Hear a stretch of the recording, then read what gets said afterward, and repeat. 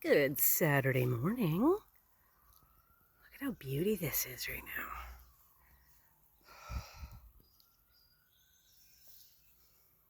Love it.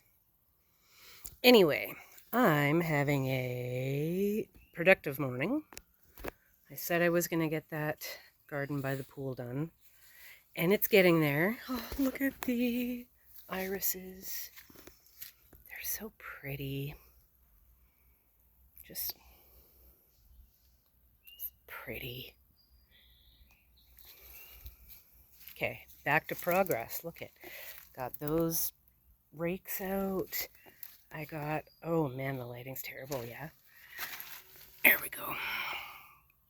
So I've pulled most of this out. It wasn't too painful. I used gloves. I only got stuck a couple of times with blackberry thorns. But again, look at those beautiful irises. We've got so many bumblebees around. So I'm making good progress on here, and next step will be this side. And what's gonna go in that toilet? Something pretty. Something lovely. Any suggestions of what I can put in there? I'm going to clean it all up and it'll look really, really nice. And see, beauty all around.